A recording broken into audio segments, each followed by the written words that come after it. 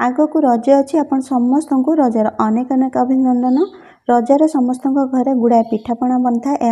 पोड़ पिठा गोटे जहाँकि समस्त घरे निश्चय बनता है। आज मुझे सहित गोटे नुआ प्रकार पोड़ पिठार रेसिपी शेयर करी। आशा करी आपको भल लगे। वीडियो को पूरा निश्चय देखो। नमस्कार, मो कुकुतापुओडिया चैनल आप समस्त को बहुत बहुत स्वागत। चलतु स्टार्ट करिबा आज रेसिपीटी। प्रथम ये देखो कि चाउल मु भिजे नहीं ये गोटे कप माने 200 ग्राम पाखापाखि हम अरुआ चाउल जो आम पिठा बन था से चाउल को भल भाव धोइला भिजे नहीं पूरा राति। आपड़ 4-5 घंटा पे भिजेले चलो। ये देखो केते भल भाव भिजी जाए। देखो मुझे बिरी नहीं जी मु चाउल नहीं तार 4 भागरू भागे बिरी नहीं माने 50 ग्राम बिरी नहीं मु चोपा छड़ा बिरी यह धोईकी भल भाव भिजे नहीं राति सारा। आपड़ यह भी 4-5 घंटा भिजेले भी चलो। एबे आम गोटे ग्राइंडिंग जार नहीं जावा ए बिरी को छाणिकी देबा कहीं आम पानी अल्प टिके देके एथरे बाटिबा। छाणिकी देबे निश्चय आउ एथरे अल्प टिके पानी देबे कम से कम पानी रे जेमती आपण याको बाटिबे सेटा ध्यान रखिबे कहीं बेसी पतला बैटर हेले भल बनिबनी। आउ एठी मसला बाटा जार आपण बाटी नेबे ताले भल भाबे चिकन हेके बाटी हेजिवो। एठी देखंतु मु याको भल भाबे चिकन करके बाटी नेली। एबे आम याको गोटे बोल को ट्रांसफर करके साइड रे रखिबा।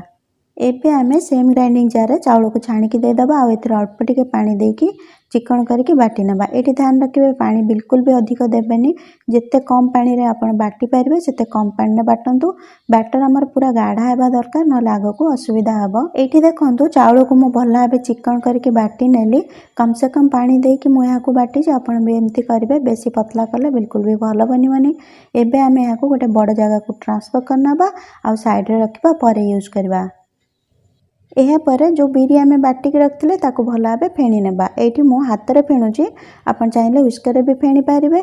पाखापाखि 10 मिनिट यह फेणीबा गोटे डायरेक्शन में फेणीबा और लगातार फेणीबा जेमती कि एटा साइज रे डबल हो जिवो आ यार कलर भी चेंज हो जिवो।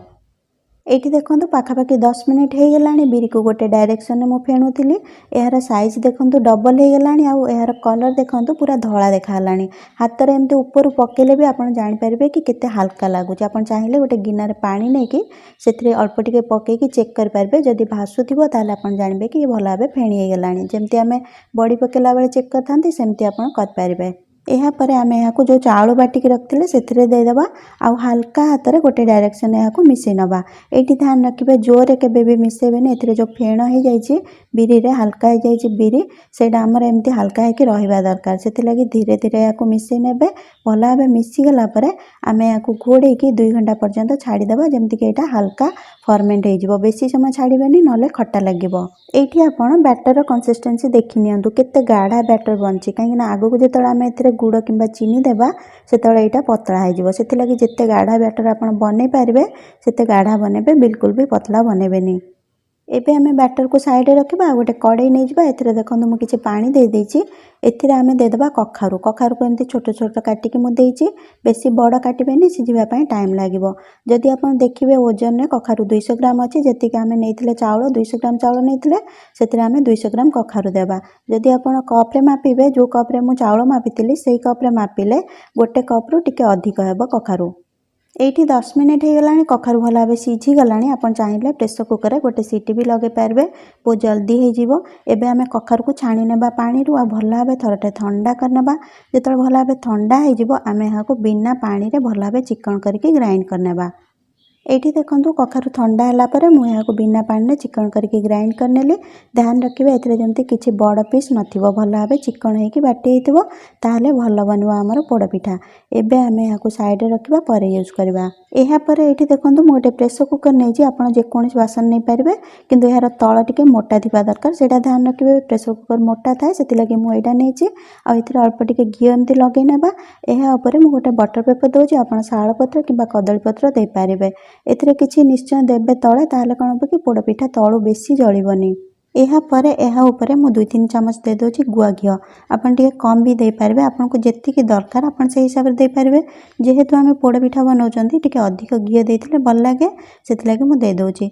एबे आमे एहा को भल भाबे एमती खेळी नबा आ साइड रे भल भाबे घी लगे नबा ताले हमर पोड़ पिठा सहज रे बाहरी आसीबो। एबे आमे प्रेसर कुकर को साइड रे रखिबा आ बैटर को चेक करनबा। एठी देखंतु हल्का हल्का फर्मेंट हो जायछि। बेसी फर्मेंट करिवेनी नाले खट्टा हो जिवो। एमती फर्मेंट हेतिवा दरकार अल्प टिके।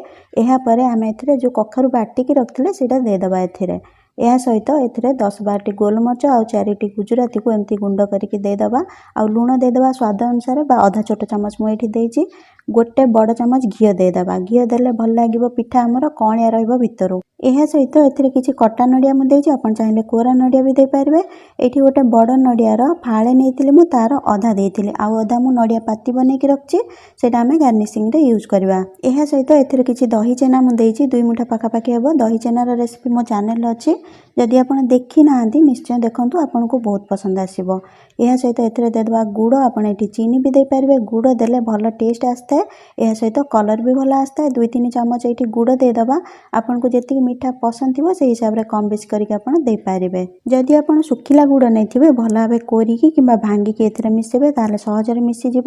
ଆଉ ଏଥିରେ ଦହି ଛେନା ଦେବା ପୁରା ଅପସନାଲ୍ ଅଛି, ଯଦି ନଥାଏ ଆପଣ ସ୍କିପ୍ କରିପାରିବେ। ଏଇଠି ମୁଁ ଆପଣଙ୍କୁ ଗୋଟେ ଅନୁରୋଧ କରିବାକୁ ଚାହୁଁଛି, ଯଦି ଆପଣ ଚ୍ୟାନେଲକୁ ପ୍ରଥମ ଥର ପାଇଁ ଆସିଛନ୍ତି ଆଉ ଭିଡ଼ିଓଟି ଆପଣଙ୍କୁ ଭଲ ଲାଗୁଛି ତାହେଲେ ପ୍ଲିଜ୍ ଚ୍ୟାନେଲକୁ ସବସ୍କ୍ରାଇବ୍ କରନ୍ତୁ, ବେଲ୍ ଆଇକନ୍କୁ ପ୍ରେସ୍ କରନ୍ତୁ, ଏହା ସହିତ ଅଲ୍ ଅପସନ୍ରେ କ୍ଲିକ୍ କରନ୍ତୁ। ଏମିତି କଲେ ମୋର ନୂଆ ଭିଡ଼ିଓର ନୋଟିଫିକେସନ୍ ଆପଣଙ୍କୁ ସବୁଠୁ ଆଗେ ମିଳିବ। ଯଦି ଆଗରୁ ଆପଣ ଚ୍ୟାନେଲଟିକୁ ସବସ୍କ୍ରାଇବ୍ କରିନେଇଛନ୍ତି ତାହେଲେ ଆପଣଙ୍କୁ ବହୁତ ବହୁତ ଧନ୍ୟବାଦ। ଭିଡ଼ିଓଟି ଭଲ ଲାଗିଲେ ଗୋଟେ ଲାଇକ୍ କରନ୍ତୁ, ନିଜ ଫ୍ରେଣ୍ଡସ୍ ଆଉ ଫ୍ୟାମିଲି ସହିତ ଏହାକୁ ସେୟାର କରନ୍ତୁ।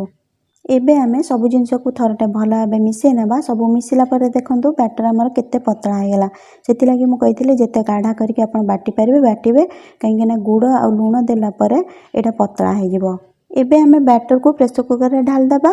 ଏହାପରେ ଏହାକୁ ଟିକେ ସଜେଇ ନେବା ଉପରୁ, ଯେମିତିକି ଏଇଟା ଟିକେ ସୁନ୍ଦର ଦେଖାଯିବ। ଆପଣ ଚାହିଁଲେ ବିନା ସଜେଇବାରେ ବି ଏହାକୁ ବନେଇ ପାରିବେ। ଏଇଠି ମୁଁ ନଡ଼ିଆ ପାତି, ଚେରି ଆଉ ଟୁଟି ଫ୍ରୁଟି ଦେଇକି ଏହାକୁ ସଜାଉଛି। ମୋ ଚ୍ୟାନେଲରେ ଟୁଟି ଫ୍ରୁଟିର ରେସିପି ଅଛି, ଯଦି ଆପଣ ଦେଖିବାକୁ ଚାହୁଁଛନ୍ତି ଲିଙ୍କ୍ ତଳେ ଅଛି, ଆପଣ ନିଶ୍ଚୟ ଚେକ୍ କରନ୍ତୁ, ଆପଣଙ୍କୁ ପସନ୍ଦ ଆସିବ।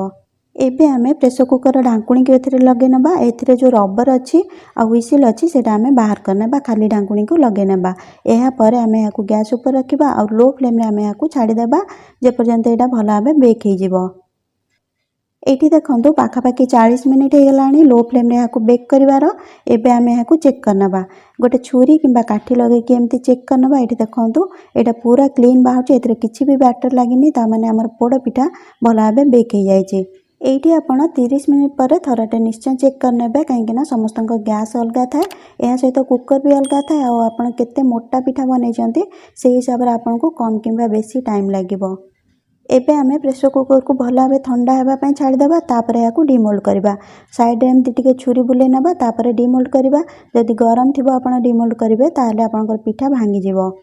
ଏଇଠି ଦେଖନ୍ତୁ ପିଠାରେ କେତେ ସୁନ୍ଦର କଲର୍ ଆସିଛି, ବିଲକୁଲ ବି ବେଶୀ ପୋଡ଼ି ଯାଇନି, ଯେତିକି ହାଲକା ହାଲକା ଆପଣଙ୍କୁ ଦେଖାଯାଉଥିବ କଳା କଳା ସେଇଟା ତ ରହିବା କଥା, କାହିଁକିନା ଆମେ ପୋଡ଼ ପିଠା ବନାଉଛନ୍ତି। ହାଲକା ଟିକେ ଏମିତି କଲର୍ ନ ଆସିଲେ ପିଠାର ଟେଷ୍ଟ ଆସିବନି, ଭିତରୁ ପୁରା ନରମ କଅଁଳିଆ ରହିବ ଆଉ ବାହାରୁ କ୍ରିସ୍ପି ରହିବ। ସବୁଠୁ ଭଲ କଥା ହେଲା କି ଏଥିରେ କଖାରୁର ଟେଷ୍ଟ ବିଲକୁଲ ବି ଆସିବନି, କେହି ବି କହିପାରିବେନି କି ଏଥିରେ କଖାରୁ ଆପଣ ଦେଇଛନ୍ତି।